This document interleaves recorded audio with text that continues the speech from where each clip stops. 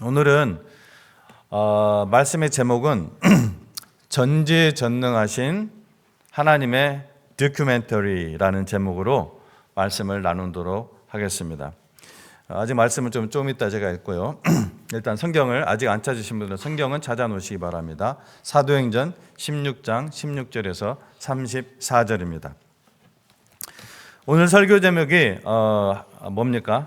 하나님의 전지전능하신 하나님의 뭘까요? 저게 디큐멘터리인가요? 아니면 다큐멘터리의 약자인가요? 아니면 다큐멘터리인가요? 삼지선다. 셋 중에 하나. 자, 디큐멘터리, 다큐멘터리, 다큐멘터리.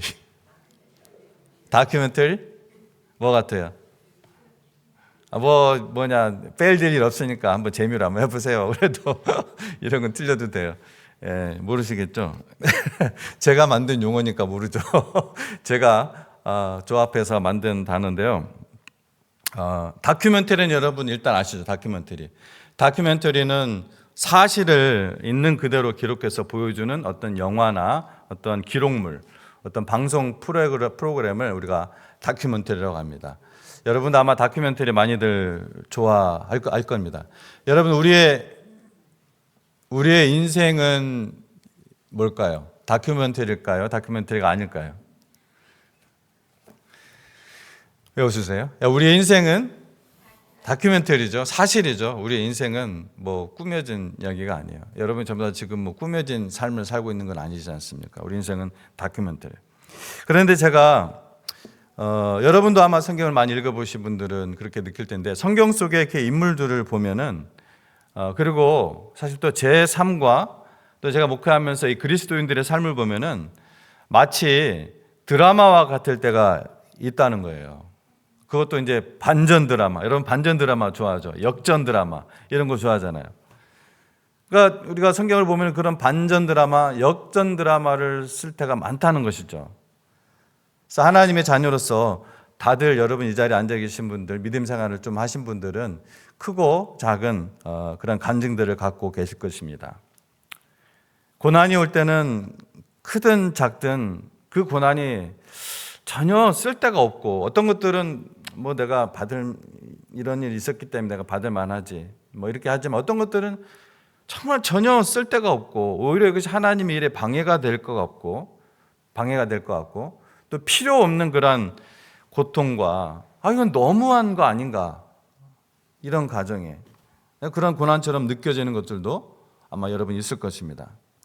하지만 공통적으로, 어떤 경우든 공통적으로 하나님의 자녀라면, 하나님의 백성들이 얘기하는 것은 뭐냐면은 그 시기를 어떻게든지 믿음 안에서 버티고, 또 어떨 때는 이기기도 하다가 또 쓰러지기도 하지만 하여튼 버티고 살아가다 보면은 하나님께서 어느 시점에 그 고난을 영광으로 바꾸어 준다는 것입니다. 그리고 그제서야 사실은 조금 깨닫습니다. 완전히 깨닫는 건 아닌데 그제서야 조금 깨닫습니다. 이래서 그랬구나.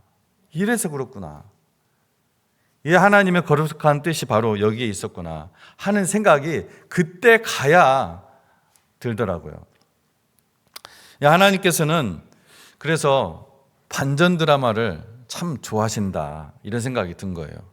고난 뒤에 영광을 주셔서 역전과 반전을 통해서 이러한 카타르시스를 주시고 큰 희열을 가져다 준다는 것입니다.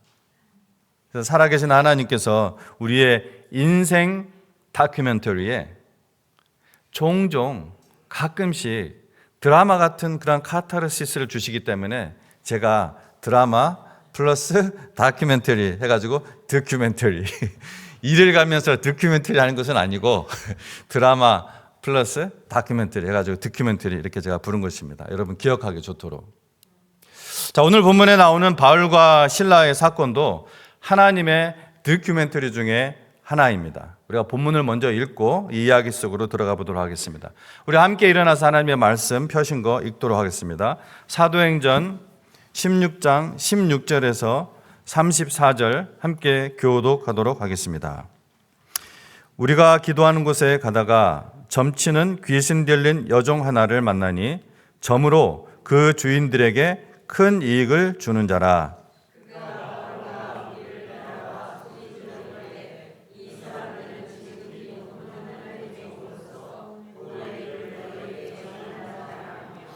이같이 여러 날을 하는지라 바울이 심히 괴로워하여 돌이켜 그 귀신에게 이르되 예수 그리스도 이름으로 내가 네게 명하노니 그에게서 나오라 하니 귀신이 즉시 나오니라.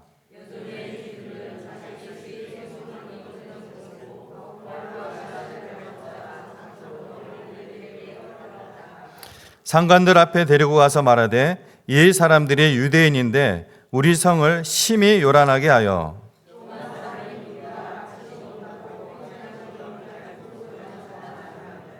무리가 일제히 일어나 고발하니 상관들이 옷을 찢어 벗기고 매로 치라 하여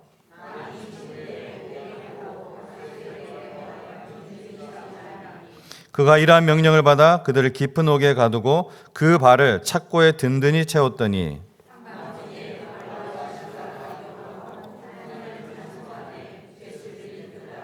이에 갑자기 큰 지진이 나서 옥토가 움직이고 문이 곧 다 열리며 모든 사람의 매인 것이 다 벗어진지라.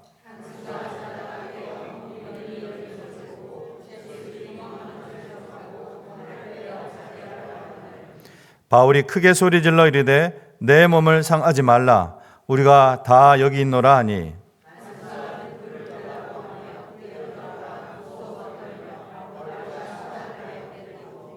그들을 데리고 나가 이르되 선생들이여 내가 어떻게 하여야 구원을 받으리까 하거늘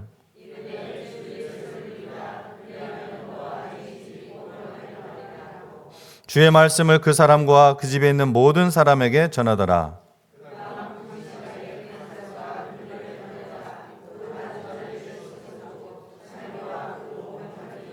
침례를 받은 후 같이 읽습니다. 그들을 데리고 자기 집에 올라가서 음식을 차려주고 그와 온 집안이 하나님을 믿음으로 크게 기뻐하니라. 아멘. 앉아주시기 바랍니다. 여러분 아시다시피 사도행전은 신약 성경 중에서 신약 성경의 역사서입니다. 예수님 승천 직후 초대교회의 탄생과 또 복음을 전하는 것, 또 복음 전하다가 핍박을 받고 또 다른 온 세계로 복음이 전파되는 그리고 성장하는 그러한 그 과정들을 기록한 역사서입니다. 오늘 우리가 본문 말씀을 통해 깊이 우리가 묵상하자 하는 것은 우리와 다르게 생각하시는 하나님의 그 깊으신 뜻과 섭리입니다. 실제로 우리 생활 가운데 다른 모양으로 이런 일들이 자주 일어납니다. 그래서 여러분 오늘 말씀을 잘 들으시고 여러분 각자의 삶에 하나님의 자녀로서 잘 적용시킬 수 있는 믿음이 되시기를 바랍니다.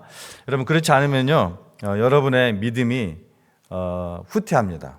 이것을 오늘 이런 사건, 이러한 비슷한 일들이 우리 삶 속에서 사실 일어나는데 그래서 우리가 우리 삶 속에 잘 깨닫고 이것을 적용하지를 못하면은 여러분 믿음이 후퇴하게 되었어요. 또 그것을 내가 설명하지 못하니까 이해를 못하면 설명도 못하죠. 그래서 설명하지 못하기 때문에 잘못하면 평생 한 명도 하나님께 전도해오지 못하는 그런 후회스러운 인생이 될 수도 있습니다. 본문에서 이 바울의 전도팀이 어떤 상황이냐 우리가 다 읽었지만 먼저 바울이 잡힌 곳은 어디였어요? 마케도냐 빌립보 성입니다. 마케도냐에서 제일 큰 성이 당시에 빌립보 성이었습니다. 바울의 전도팀이 이제 교회의 역사상 처음으로 기독교 역사상 처음으로 아시아에서 유럽으로 복음을 전파하기 시작하는 바로 그 시점이에요. 그 역사의 현장이에요. 지금 그 시점에서 이 빌립보에서 마침 또 루디아라는 그러한 경건한 여인을 만났는데 복음을 전하자 그녀뿐만 아니라 성경에 보면 그 집안이 모두 예수님을 영접하고 침례를 받았다 이렇게 기록을 하고 있습니다.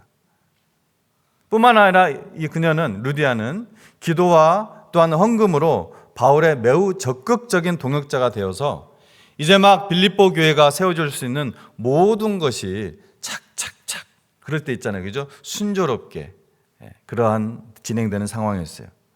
아마도 우리가 이러한 상황이라면은 할렐루야 하면서 이런 노래를 부르고 하나님의 은혜라고 하면서 감사 막 넘칠 것입니다. 그런데 전혀 예상하지 못한 곳에서 느닷없이 큰 일이 터집니다. 이제 안식일이 지나고 루디아 가정이 예수를 믿게 된 다음 주간에, 바로 그 다음 주간에 있었던 일이에요. 바울 일행이 기도하러 가는데 사고가 터집니다. 성경은 그 길에서 점치는 귀신 들린 여종을 만났다고 말씀을 합니다. 사람들은 아마 이 귀신 들린 점치는 여자에게 와서 복채를 내고 점을 보곤 했던 것 같습니다. 그런데 귀신이 들려서 점을 쳐주는 이 여자는 여종, 슬레이브, 노예였습니다. 노예.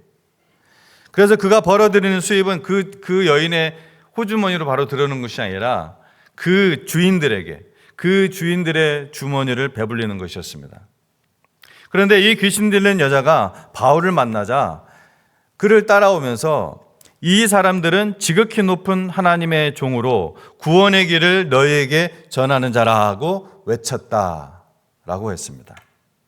자, 그런데 이 표현은, 이 용어는 유대인들이라면은 야훼에게, 그러니까 여호와 하나님에게, 그리고 헬라인들은 제우스에게 사용했던 최고의 존재를 나타내는 그러한 용어였어요. 악한 영이 하나님의 사자들을 인정하는 것이죠. 알아보는 거예요, 악한 영들이. 그래서 소리친 거 당연히 이상한 일이 아니에요. 이런 일들이 주님께서 공생애를 사실 때도 많이 일어났었잖아요. 주님을 알아봤단 말이에요. 그런데 문제는 이 귀신 들린 여자의 이런 모습은 복음을 마술적인 것으로 바꿔서 오히려 복음을 가릴 수도 있습니다. 무슨 말이냐면은 오히려 이 귀신이 영험하다, 누군지 알아보네, 이런단 말이에요. 그래서 오히려 그 바울과 실라가 누구의 종인지 알아보는 그것을 오히려 신기하게 생각하고 오히려 그냥 샤머님이 빠지는. 사실 귀신은 누구보다도 먼저 어떤 우리 여기 있는 사람들보다도, 당시 사람들보다도 예수님이 누구인지 알아본 자가 바로 귀신들이었어요. 금방 알아보죠. 그러나 그들이 회개했습니까? 귀신들이 회개했어요? 아니요. 회개할 수가 없습니다. 참고로 귀신이라는 것은 여러분 아시다시피 죽은 영이 귀신이 아니에요. 그렇게 보일 뿐 악한 천사들이, 타락한 천사들이 귀신처럼 사람의 모양으로 나타나서 할머니 귀신, 조상 귀신 이렇게 나타나는 것 뿐이죠. 그러니까 그러한 악한 영들은 하나님 앞에서 회개할 수가 없습니다. 돌이켜서 구원을 얻을 수가 없습니다. 천사가. 오히려 뭐라고요? 괴로워하죠. 알아보고서 회개하는 것이 아니라 알아보고서 괴로워합니다. 마찬가지 이유로 이 점하는 요정의 이런 행동은 사도 바울의 일행을, 사도 바울이 복음 전도하는 일을 도와주는 것이 아니라 힘들게 하는 그런 행동이었어요. 하루 이틀도 아니에요. 본문에는 이들이 가는 곳마다, 이 바울의 일행이, 전도 일행이 가는 곳마다 여러 날을 계속했다고 말씀을 하고 있어요. 그래서 사도 바울은 어떠했다? 그냥 괴로운 게 아니라 심히 괴로웠다고 기록을 하고 있습니다. 사도 바울이 심히 괴로웠다. 근데 우리가 여러분 이 장면에서 우리 생각에는 바로 그냥 귀신을 내쫓는 축사를 단행하면 되지 않겠는가. 근데 능력이 없어서 괴로운 것이겠습니까? 여러분 사도 바울이 어떤 일들을 했는지 사도행전 보면은 놀라운 일들이 많이 일어나죠. 아니죠. 능력이 없어서 그런 것이 아니에요. 그렇다면은 왜 그랬을까요? 자, 본문에 괴로워했다는 이 말은 노여움을 막 터뜨렸다든지, 이것은 이제 영어 버전에 나와요. 이런 번역으로 JBP 버전에서. 그리고 우라를 터뜨렸다는 그런 말이 아니에요. 원어적으로 뭐냐면 마음이 어지럽게 되었다는 말입니다.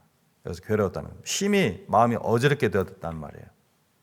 이 가련한 여종의 상태로 인해서 이 슬퍼했고 또 실로 분개했어요. 그리고 이 달갑지 않은 상황에 어떻게 행동할까 고민하고 있었던 것입니다. 어쨌든 더 이상 이제 이 복음 전파에 이 샤머니즘의 영향을 끼치는 것을 묵인을 할 수 없었던 바울은 예수 그리스도의 이름으로 귀신을 내쫓았습니다. 자, 그런데 문제는 좋은 일을 한 거잖아요. 그 여인에게도 좋은 일을 한 거고 하나님 나라에게도 좋은 일을 한 거예요. 근데 문제는 그 다음에 있었어요. 자, 여기서 우리가 생각할 것이 있습니다. 여러분이 이미 본문을 읽었으니까. 여종이 제 정신이 들어와서 정상적인 사람으로 살게 된 것이 소중한 일입니까? 아니면 여종이야 어찌 되었든 간에 당장에 소득이 끊어지는 것이 소중한 일입니까? 오늘 제가 질문을 이거는 이지선다. 어느 게 소중한 일이에요?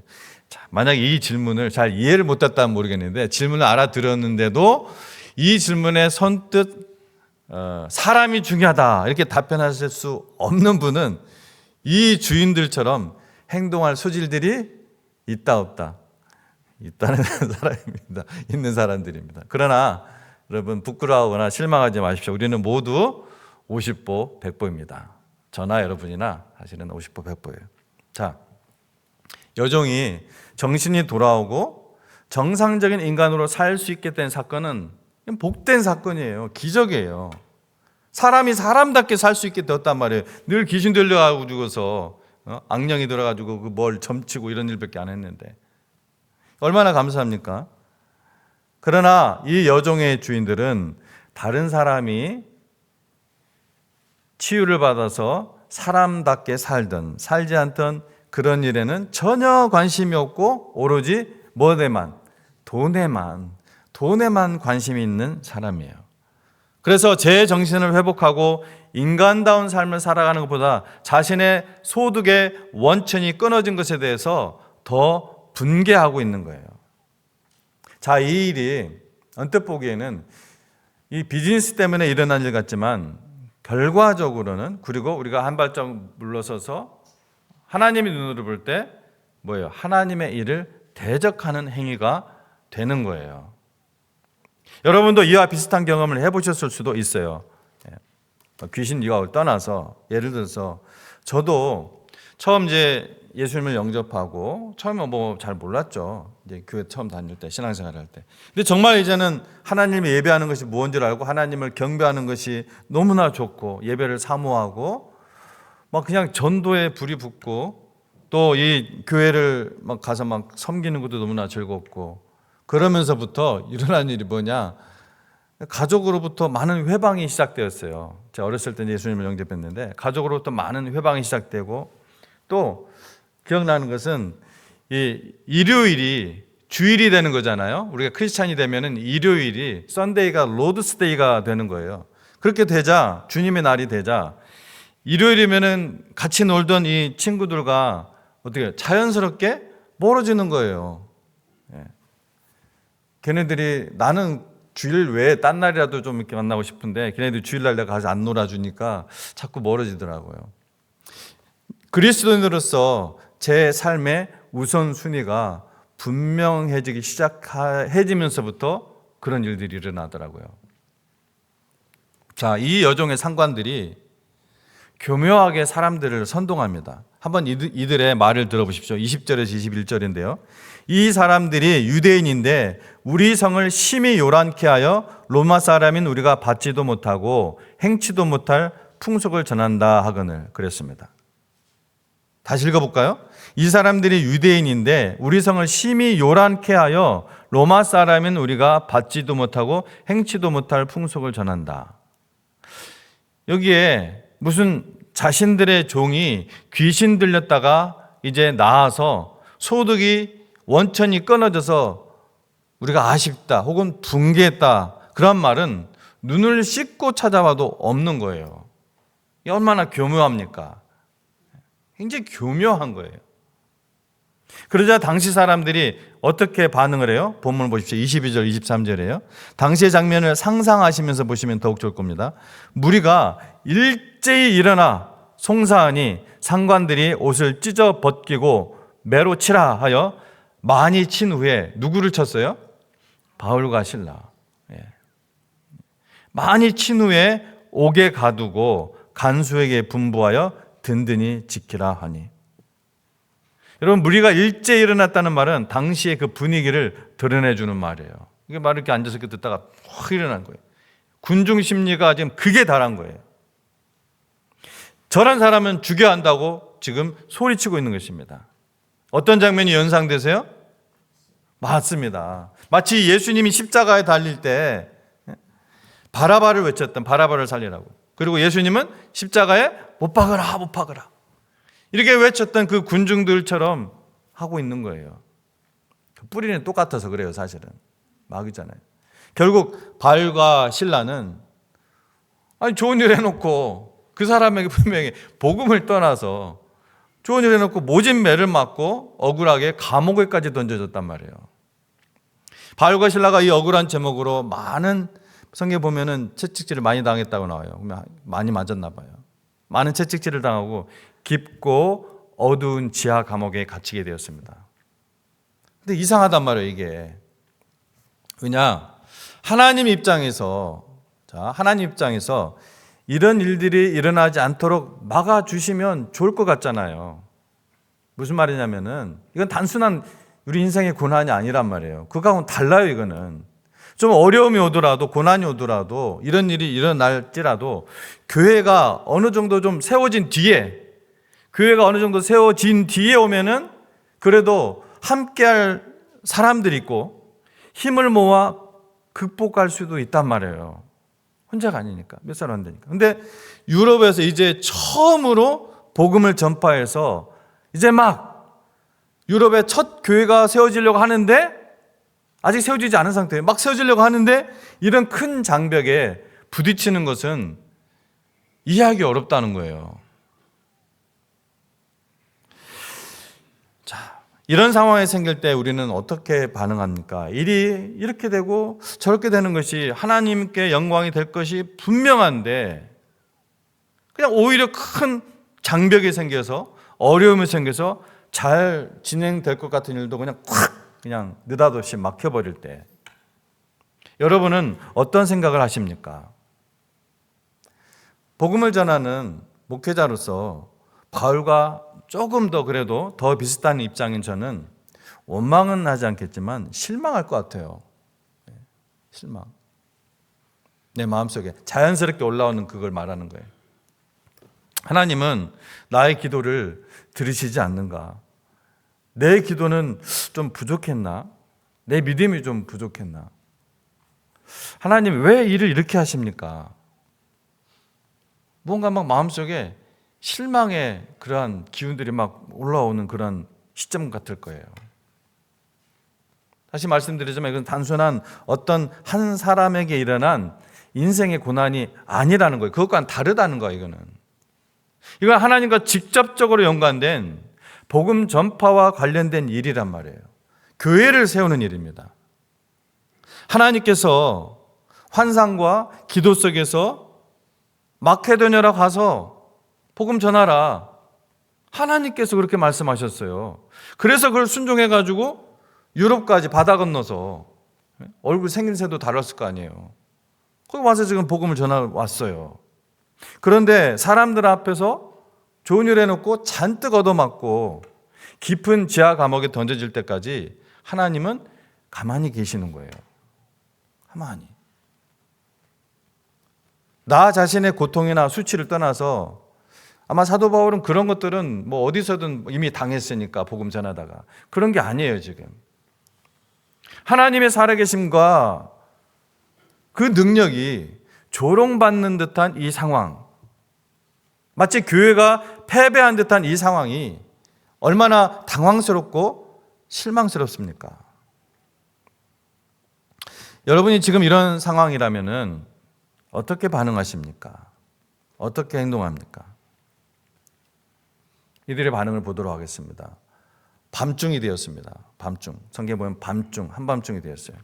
이들이 뭘 했느냐? 한밤중에요, 찬양했다고 하는데요. 이 한밤중에 찬양했다는 것은 아마도 성경에 나오지는 않지만 너무 큰 고통 가운데 그들이 감옥에 들어가서 기절했다가 한밤중에 깨어난 것 같아요. 온몸은 피가 흐르고 곳곳에 고통이 막 엄습합니다. 그런데 이들이 깨어나자마자 한 일은 기도했습니다. 기도를 했어요. 깨어나자마자 기도했어요. 이렇게 기도하는 동안 그들의 눈이 어디를 향해요? 내 상처와 내 고통과 내 아픔, 아래를 향하던 내 눈이 누구를 향해요? 주님. 이렇게 기도하는 가운데 내 눈이 주님을 향하고 주님의 신비한 그 위로를 경험하는 거예요. 그러면서 뭐가 터져나와요? 찬양이 터져나오기 시작한 것입니다. 그 순서를 보세요. 여러분이 그 입장에 들어가 보세요. 상식적으로 원망과 불평과 한탄 속에 빠져서 허우적거려야 정상인 것처럼 보이는 이 상황, 온몸에 채찍 자국으로 고통스럽고 발은 또 착고에 매여서 옴짝달싹도 못하는 그 고통 속에서 바울과 실라는 그 마음에 하나님의 위로를 경험했다는 것입니다. 자신들을 마케도냐로 보내신 주님의 뜻을 거기서 깨달았어요. 그리고 주님의 어루만지심을 경험합니다. 새 힘을 얻습니다. 이 말이 이해가 되십니까? 이게 신비입니다. 신비. 이 길이 주님이 기뻐하시는 이 길이라는 것을 오히려 확신을 하면서 찬양을 드려요, 하나님께. 그래서 찬양 드리는 거예요. 이것이 여러분 믿음의 신비입니다. 역사입니다. 마음속 깊은 곳에서 전 인격이 동의가 되어서 도저히 찬양할 수밖에 없는 그러한 상황, 그 가운데 드리는 찬양, 여러분 이 찬양이 능력입니다. 아멘.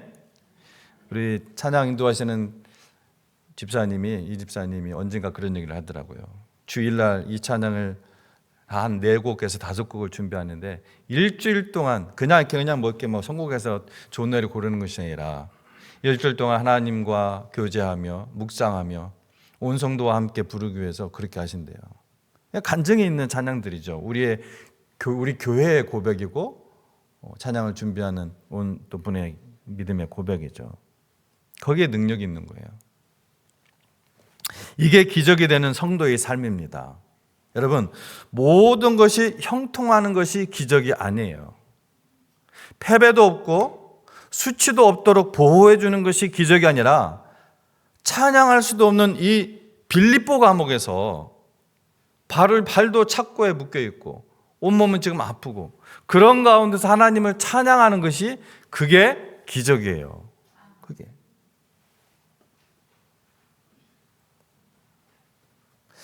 우리는 바울과 실라가 빌립보에서 엄청난 역사를 기대하지 않았음을 깨닫게 됩니다. 오히려 하나님께서 나 같은 죄인을 사용하셔서 이 놀라운 이 역사에 동참하게 하시고 주님의 그 십자가의 그 고난에 동참하게 하게 된 것에 감사를 하면서 찬양하고 있습니다.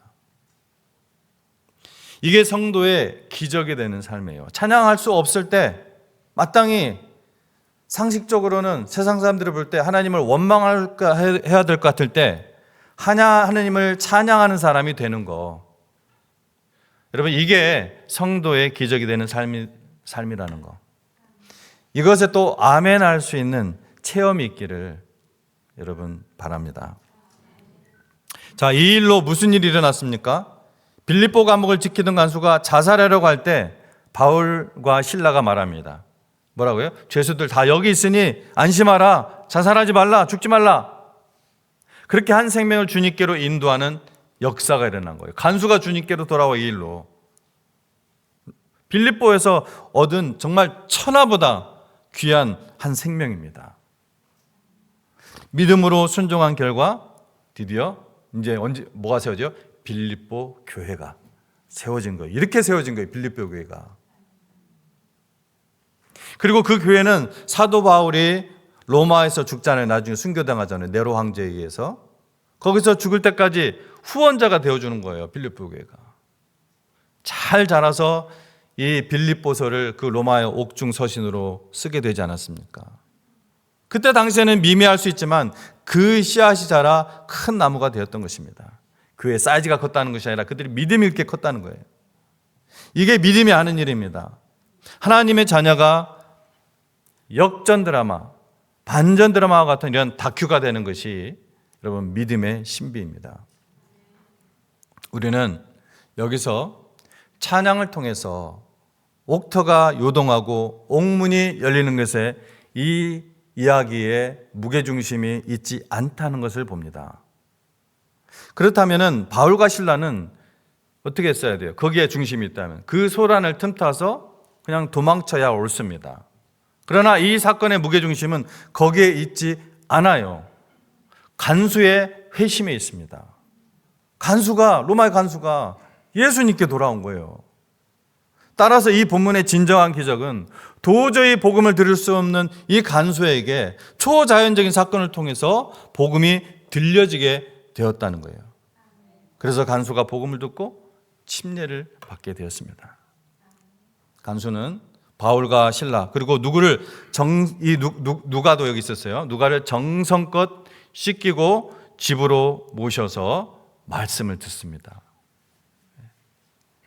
거기에서 그냥 잠깐 안위를 받아가지고 예수님 영접하겠습니다 이게 아니에요. 그들을 집으로 모셔요. 그리고 온 가족이 하나님을 영접하는 역사가 일어나는 거예요. 그래서 여러분이 잘 아는 말씀 사도행전 16장 31절 말씀 주 예수를 믿어라 그러면 너와 내 가족이 구원을 얻으리라. 이 말씀이 그때 탄생한 거예요. 본문에 등장하는 기적이에요. 바울의 마음이 도저히 찬양할 수 없는 그런 상황에서 하나님을 바라보고 찬양한 것, 이것이 기적입니다. 루디아가 그리스도를 만나고 이 여종이 그리스도를 만나서 함께 교회를 이루어가는 것, 우리 여성도님들 여기 직분이 여집사가 없다고 해서 뒤로 물러나지 마세요. 제가 반드시 여집사 세울 겁니다. 어쨌든 제가 목회하는 어느 순간에.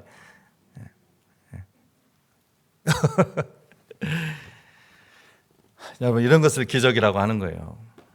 근데 우리는 초자연적인 옥토가 움직이고 옥문이 열리는 것만 기적으로 생각합니다. 그래서 뭔가 눈앞에 초자연적인 일들이 일어나고 그런 것들에 관해서 이야기할 때만 눈이 막 반짝반짝 빛나요. 그러나 여러분, 사람이 바뀌고 성품이 바뀌고 평화가 없던 곳에 평화가 생겨나는 놀라운 기적은 우리가 자꾸 가볍게 취급한다는 거예요. 그 사람의 변화를 보세요. 그게 기적입니다. 여러분, 멀쩡한 사람을 가서 그냥 기도를 해주는데 그 쓰러뜨리는 일이 그 사람을 바꿀 수가 있습니까? 성령 받아라 하면서 할 때 막 쓰러지고 그게 사람을 바꿀 수가 있어요? 아니요, 그런 일이 이제 중독이 됩니다. 이제 그 사람들은, 쓰러진 사람들은. 그것은 마술이에요, 쇼예요. 그러나 도저히 가망이 없던 사람, 정말 인간 쓰레기처럼 보이던 사람이 예수를 만나고 삶이 변합니다. 사고방식이 바뀝니다. 이거는 엄청난 기적이에요, 정말. 그래서 정말 그런 기적은, 참된 기적은 사람이 바뀌는 것이라고 말씀드리고 싶습니다. 사람의 마음이 바뀌고, 그러면 생각이 바뀌고, 행동이 바뀌는, 그 행동 양식이 바뀌는 거예요. 여러분도 그런 거 경험하시죠? 그죠? 여러분의 예수님 믿기 전에 과거의 삶과 지금의 삶 비교해 보시면 어떻습니까? 바뀌셨잖아요. 제가 그렇게 믿고 싶어요. 그죠? 당연히 그럴 거예요. 왜? 하나님은 가만히 계시지 않으니까. 빌립보에서 엄청난 사람들이 돌아오는 일은 없었어요. 막 그냥 구름대 벌떼같이 막 교회가 막 커지고 그런 일은 없었어요. 그러나 루디아, 점치는 여종, 이 간수, 이 셋을 통해서 마게도냐로 보내신 주님의 뜻은 충분하게 이루어진 것입니다. 그리고 그 상황에서 바울과 실라는 감사하고 기쁨의 찬양을 드린 거예요. 한 영혼이 구원받고 변화되는 기적, 이게 마케도냐 첫 성에서 만난 기적인 것입니다. 그런 의미에서 우리의 삶에 날마다 이러한 기적이 일어나기를 기도합니다. 그리고 우리가 기적이 되어야 합니다. 우리의 삶에 스스로 말미암는 인격의 변화, 가치관의 변화, 세계관의 변화, 사고방식의 변화, 행동 양식의 변화, 이러한 변화를 통해 날마다 여러분 기적을 보시기 바랍니다. 하나님은 전능하시지만 그 전능은 단순히 고난을 막아주는 힘이 아니라 고난을 통해 더 큰 선과 계획을 이루시는 능력입니다. 예수님도 자신의 십자가를 피하셨어요? 아니요. 다 아시고 오히려 그 십자가를 향하여 가셨습니다. 오히려 그것을 통해서 구원의 길을 여셨습니다. 따라서 제자들에게도 나를 따라오라 하셨습니다. 여러분이 제자라는 것은 누구를 따라가는 삶, 그 사람이 제자잖아요. 그러면 나를 따라오라 했는데 저는 거기는 안 갈게요 하면서 여러분 그 제자입니까? 아니죠. 불신자들은 왜 하나님이 막지 않으셨냐, 왜 고난을 당하게 하시냐 할 수 있습니다. 아마 여러분 가족 중에도 이런 분이 있을지 모르겠어요. 믿지 않는 가족들. 하나님이 계시다면 왜 그렇게? 그러나 성경은 고난 그 자체가 하나님의 부재의 증거가 아니라 오히려 임재의 증거임을 보여주는 거예요.